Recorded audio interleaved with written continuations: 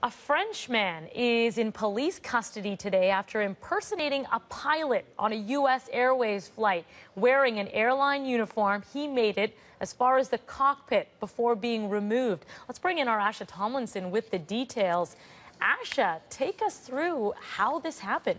Well, Christine, the FBI is now investigating, really trying to figure it all out. 61-year-old Philippe Gernard of France has been charged with impersonating a pilot. This is his mugshot. Now, he allegedly had a fake Air France uniform on Wednesday night. That included the white shirt, the badge, the gold stripes on his black leather jacket, the epaulets on the shoulders, and to top it off, an Air France ID card that was altered to match his name. So he seemed to be prepared with all of this. And he also had a legitimate boarding pass on this U.S. Airways flight from Philadelphia going to West Palm Beach. He had asked a gate agent when he was boarding if he could be upgraded to business class. They told him no. So he argued with that gate agent, told her that he hated Americans, and then still boarded the plane after that. Somehow he managed to get into the cockpit of this plane. He managed to get into the jump seat behind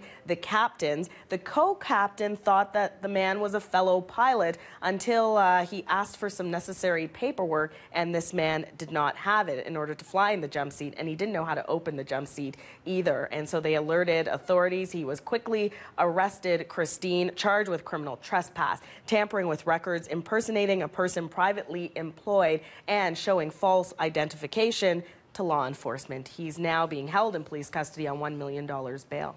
Wow, that's all pretty bizarre. So he actually boarded the plane, though, dressed as a pilot, but as a passenger. Yeah, exactly. Wow. So he had a ticket to be on this plane, but he was dressed as a pilot. Bizarre. Yeah. What did people on the flight have to say about all this? Well, you can imagine most are trying to wrap their heads around it like we are, and they're pretty shocked that he was able to get past security and into the actual cockpit of this plane. So have a listen to what some passengers on this flight are saying. That's pretty scary, and I fly every week, so that's actually pretty concerning. That's nuts. Yeah, there's no way. I think it's crazy. Probably good that maybe the rest of the checks and balances worked and he wasn't able to do anything, but yeah, maybe something needs to be looked at.